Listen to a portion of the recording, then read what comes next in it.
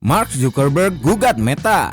Jauh sebelum nama itu identik dengan jejaring sosial, metaverse, dan miliaran pengguna, Mark S. Zuckerberg telah membangun reputasinya di ruang sidang.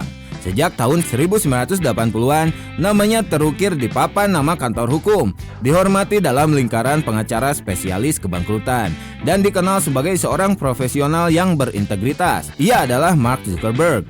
Namun, seiring ledakan popularitas Facebook di awal milenium, nama yang ia sandang selama puluhan tahun itu perlahan berubah dari sebuah aset menjadi beban digital yang absurd. Dunia kini hanya mengenal satu Mark Zuckerberg, dan sayangnya ia bukanlah seorang pengacara dari Indiana.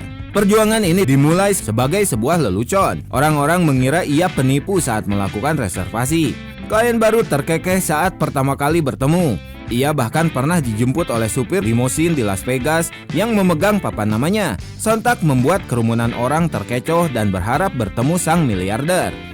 Ia menanggung semua itu dengan senyuman, bahkan membuat situs iammarkzuckerberg.com untuk meluruskan kesalahpahaman. Namun, lelucon itu berhenti menjadi lucu ketika sebuah algoritma dingin dari perusahaan yang dipimpin oleh Mark Zuckerberg lainnya mulai mengancam mata pencahariannya. Untuk menjaring klien, Mark S. Zuckerberg menggunakan platform yang paling logis, Facebook. Ia menghabiskan lebih dari 180 juta rupiah untuk beriklan, mencoba menjangkau mereka yang membutuhkan jasa hukumnya. Ironisnya, mesin yang seharusnya membantunya justru menjadi penghalang terbesarnya. 5 kali palu godam digital Meta menghantamnya. 5 kali akun profesionalnya dibekukan oleh hakim algoritma yang buta konteks. Dengan satu dakwaan yang sama, meniru orang terkenal. Saya tidak meniru siapapun, nama saya memang Mark Zuckerberg. Keluhnya, sebuah kalimat yang terdengar seperti komedi yang tragis. Setiap kali akunnya dinonaktifkan, aliran klien potensial terhenti. Namun, tagihan iklan terus berjalan.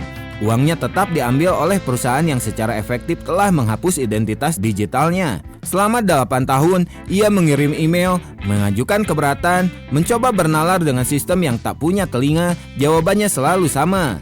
Setelah 8 tahun frustasi dan tumpukan email yang tak terbalas, kesabaran seorang pengacara pun ada batasnya. Kini, Mark S. Zuckerberg membawa pertarungannya ke arena yang paling ia kuasai, yaitu pengadilan. Ia tidak lagi hanya melawan sebuah nama, ia menggugat sebuah sistem yang impersonal. Sebuah raksasa teknologi yang mengambil uangnya sambil menolak mengakui eksistensinya. Menanggapi gugatan ini, Meta mengeluarkan pernyataan singkat bahwa mereka sedang menyelidiki masalah tersebut. Kami tahu ada lebih dari satu Mark Zuckerberg di dunia, kata perwakilan mereka. Sebuah pengakuan yang datang 8 tahun terlambat. Meski lelah dengan kekacauan ini, sang pengacara mencoba menyikapinya secara humor khas seorang profesional berpengalaman. Ia tak menaruh dendam pribadi. Saya tidak bermaksud jahat pada Mark E. Zuckerberg atau CEO Meta, ujarnya sambil tersenyum tipis.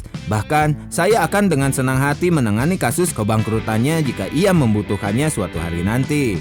Sebuah penawaran profesional sekaligus sebuah penghormatan dari seorang Mark Zuckerberg untuk Mark Zuckerberg lainnya.